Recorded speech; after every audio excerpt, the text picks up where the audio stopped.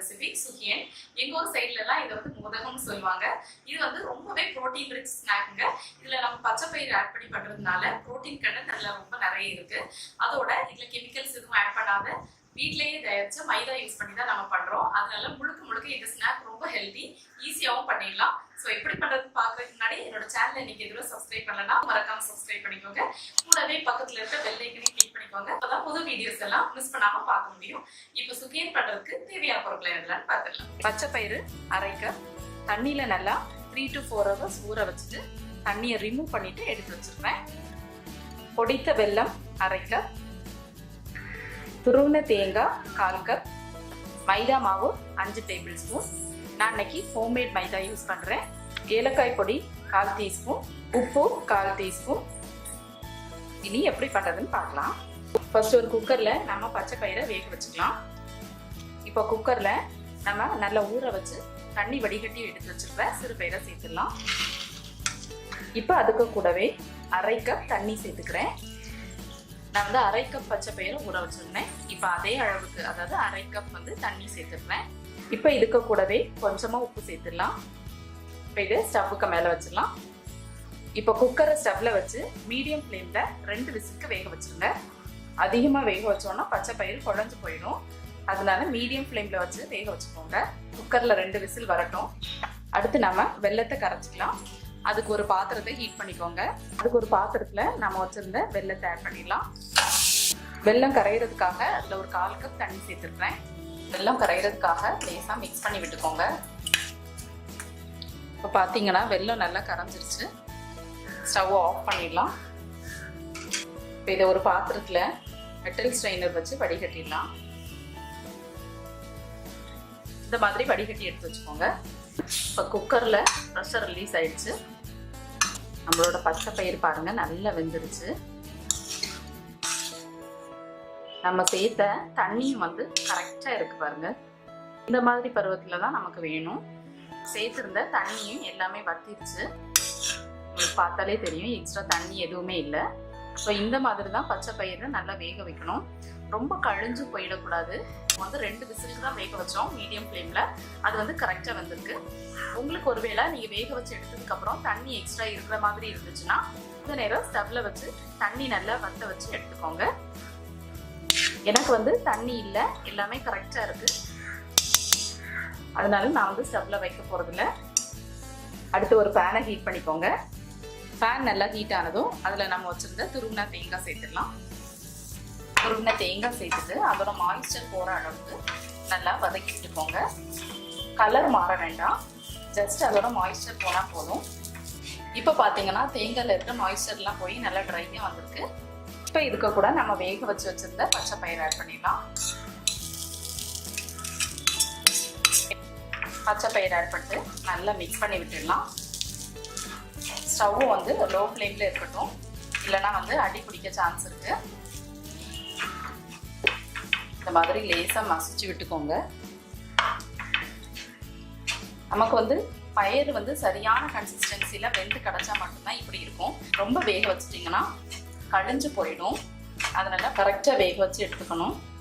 இது இந்த மாதிரி நல்லா மிக்ஸ் பண்ணி விட்டதுக்கப்புறமா நம்ம கரைச்சி வச்சுருந்த வெல்லம் ஆட் பண்ணிடலாம்.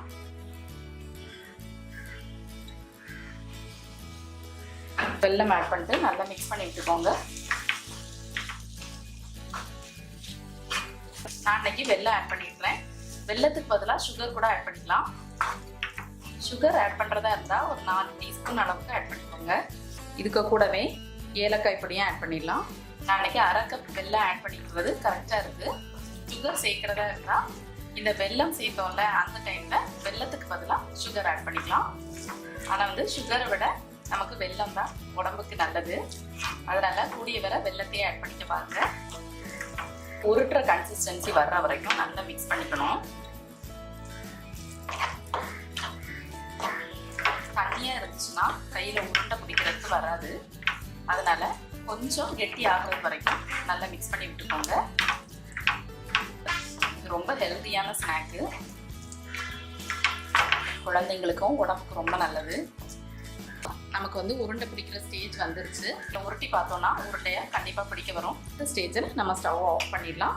ஸ்டவ் ஆஃப் பண்ணிட்டு இதை கொஞ்சம் நேரம் நல்லா ஆறட்டுடுங்க. கொஞ்சம் ஆறட்டும், அதுக்கப்புறமா உருண்டை பிடிக்கலாம். இப்போ இது நல்லா ஆறிடுச்சு, உருண்டை பிடிச்சிடலாம். சின்ன சின்ன உருண்டைகளாக பிடிச்சிக்கலாம். இந்த மாதிரி அழகா உருண்டை பிடிக்க வரணும் நமக்கு. அப்பதான் அது கரெக்டான கன்சிஸ்டன்சில இருக்குன்னு அர்த்தம்.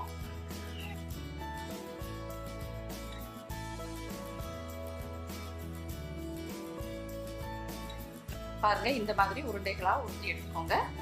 நான் அன்னைக்கு அரை கப் பச்சை பயிர் தான் யூஸ் பண்ணியிருந்தேன். ஆனால் இதுலேயே வந்து 12 உருண்டைகள் நமக்கு கிடச்சிருக்கு. இனி மேலே உள்ள மாவுக்கு பேட்டர் ரெடி பண்ணிக்கலாம்.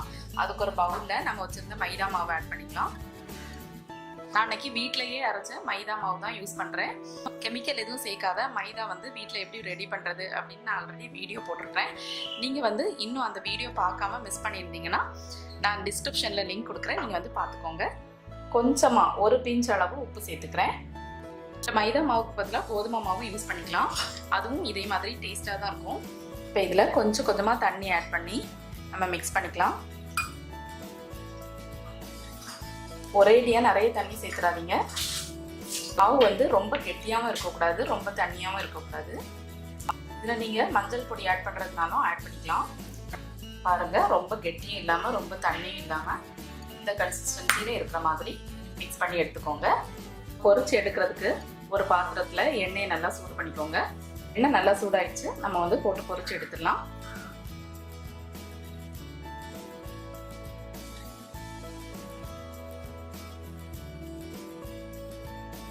இந்த மாதிரி உருண்டைகளை டிப் பண்ணி போட்டுடலாம்.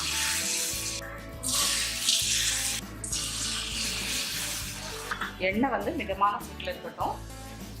உடனே ஒரு பக்கம் வெந்துடும், அதனால மறுபக்கம் திருப்பி போட்டுடுங்க. ஏற்கனவே உள்ள நமக்கு வெந்தது தான் நம்ம வச்சுக்கிறோம். வெளியே இருக்கிற மாவு வேகிறதுக்கு ரொம்ப நேரம் தேவைப்படாது. வெந்துருச்சு, வெளியே எடுத்துடலாம். இந்த மாதிரி வெந்ததும் வெளியே எடுத்துருங்க.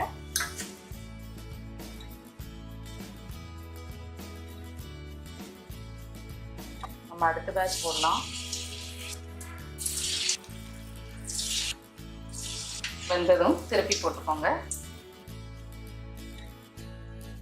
இப்போ 2 பக்கம் வெந்துருச்சு, வெளியே எடுத்துடலாம். ஸோ ஃப்ரெண்ட்ஸ், நம்மளோட சுவையான ஈவினிங் ஸ்நாக் சுகியன் சூப்பராக ரெடி ஆயிடுச்சு. இது வந்து ரொம்ப சிம்பிளான, த சேம் டைம் ரொம்ப ரொம்ப ஹெல்த்தியான ஒரு ஸ்நாக். கண்டிப்பாக நீங்களும் ட்ரை பண்ணி பாருங்கள். ட்ரை பண்ணி பார்த்துட்டு எப்படி இருந்துச்சுன்னு உங்களோட கமெண்ட்ஸை ஷேர் பண்ணுங்கள். இந்த வீடியோ உங்களுக்கு பிடிச்சிருந்தா என்னோட சேனலுக்கு மறக்காமல் சப்ஸ்கிரைப் பண்ணுங்கள். தேங்க்யூ.